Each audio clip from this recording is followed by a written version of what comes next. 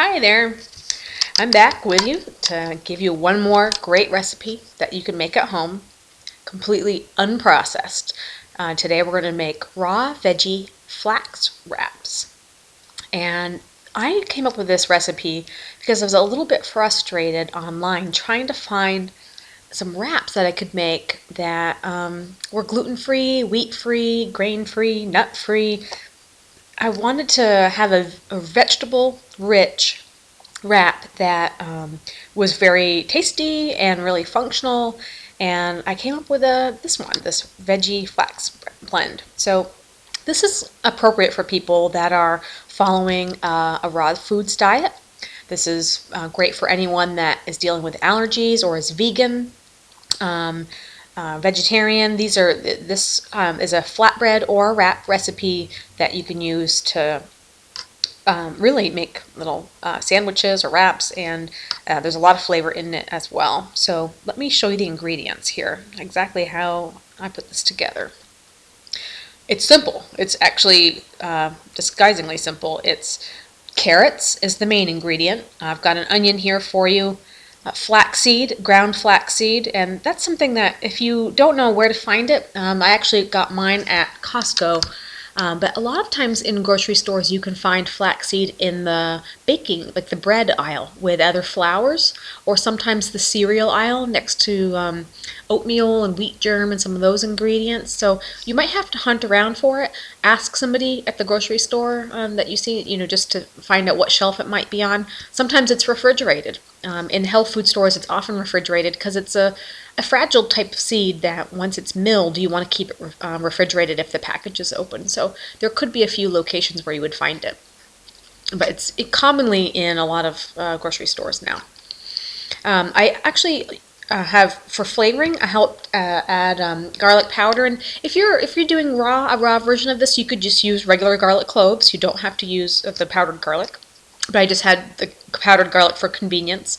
And tamari is what I use for another seasoning. Now, tamari is a gluten-free soy sauce, so that was what was important to me here. It gives it a little bit of I want to use the word umami, is a taste, a flavoring that it just is sort of that rich taste that comes from the soy sauce. So if you're not doing soy sauce, if you're not doing soy at all, a paleo way to make this would be using coconut aminos or Bragg's liquid aminos. That would be another way that you could flavor this as well. But if you're want to be completely simple, you could skip it. It's still going to turn out really good without this. This is the one ingredient that does have sodium in it, so you could remove this and still have a really rich taste with the garlic and the onion and the carrot and the flax.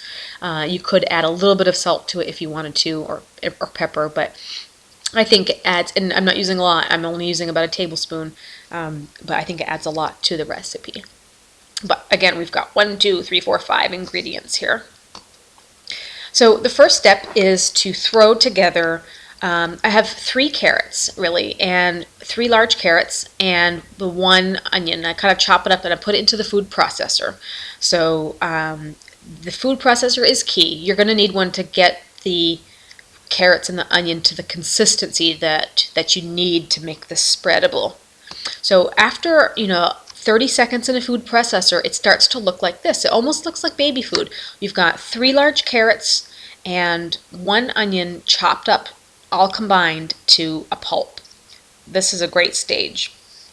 The next thing that you're going to do is add 1 cup of flax meal. So 1 cup of flax meal gets added in, and you're just going to mix this together. You can also add the soy sauce at this point, and it's 2 tablespoons of soy sauce. The garlic powder is 1 teaspoon. So 1 teaspoon of garlic powder, 2 teaspoons of the soy sauce, and then your 1 cup of flaxseed meal. And the flaxseed meal is going to absorb the liquid, and it's going to get you into a dough-like consistency. So when you start getting to this point, and it's really it's getting thick, you're ready to spread it out. Now there's 2 ways that you can do this. You can do your put this on if you have a dehydrator at home. If you're following a raw foods diet, you might have one of these. a large size food processor that you can put onto a sheet that when you have your dough ball, you're basically going to be spreading it out and to about a thickness of 1/4 inch. Now you can still make this recipe without a dehydrator. I like the way that with raw foods you're preserving the enzymes of your foods by not heating it to a very high temperature. You can still do this in your home oven with a cookie sheet and some parchment paper. So I went ahead and did two versions of this. I did one in the food dehydrator, and I did one in the oven to show you it can be done both ways. So again, what you've got here is about 1/4 inch, eighth inch thickness here for the wrap. And the most important thing is to try to make it even all the way across without any holes. You don't want any really thin spots because it will break once it starts to dehydrate out. So that's what you're going to be doing.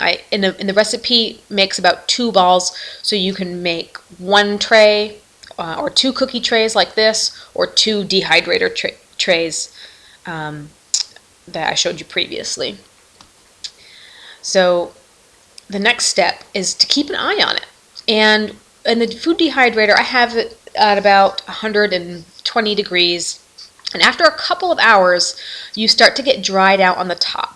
And when it starts to get dried out on the top, you can pick up a corner and look at the bottom to see if it's still kind of gummy. If you can kind of pick it up without it, and it's got some pliability, so it's not going to be breaking on you or pulling apart, then you can it's ready for flipping. The same thing with the oven. And the oven, the lowest setting that you can get is where you're going to stick it at about 150 or 175 degrees. It's basically on a keep warm. And in about an hour to 2 hours, you can test it to see how much is dried out. And again, just use this technique by picking up a corner to see if it's got any cracking or breaking on you. So when you've tested it and you've got it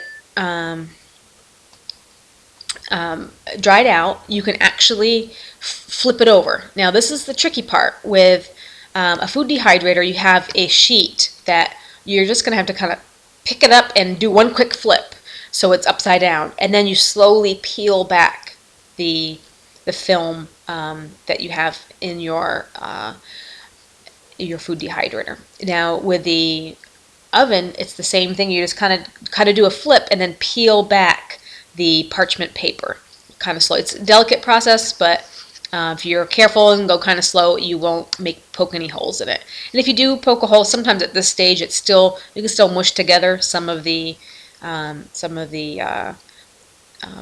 wrap so that you can fill in your hole.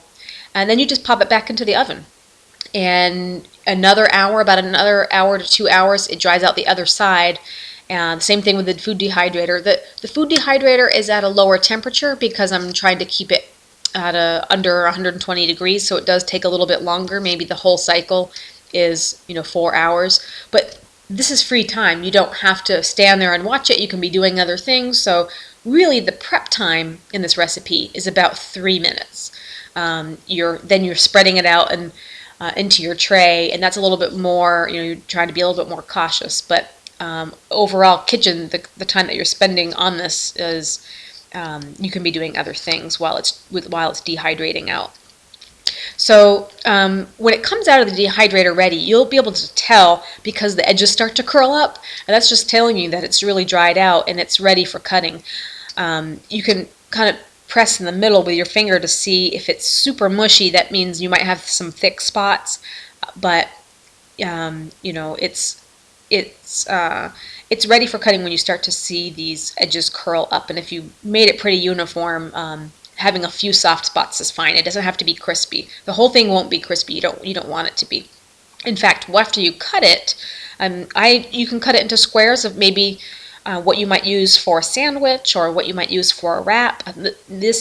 Taking one of these squares and cutting it into 4 makes 4, I would say mini wraps is about the size to put a small amount of salad or something in the middle. But what I do is I store these in a Ziploc bag. I use a 1-gallon Ziploc bag and keep it in the refrigerator because, again, the ingredients is carrots and onions and flax seeds, so I don't want to be storing it in the cupboard.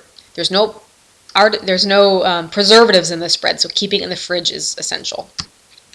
And then you stuff it with whatever you'd like. You can use it with, you can make sandwiches out of it. It's a little bit floppy that way, so I prefer to make wraps. And then you can use avocado, baby spinach, this has got tomatoes in it. Really, any combination of what you like to put into your wrap it's up to your heart's desire to see how you'd like to use this. But it's one of my favorite recipes in the fact that when I got away from gluten and bread, one of the things I missed the most was wraps. I loved wraps. I make them all the time. And this is a great gluten-free way. And a vegetable, you're adding a serving of vegetables to your meal with the wraps. So I think it's really convenient, and it's nice to have that in the fridge to be able to throw something together really quickly. And you know that it's nutritious without any processing. So hopefully you enjoy this one, and stay tuned next time for a recipe on emergency cookies.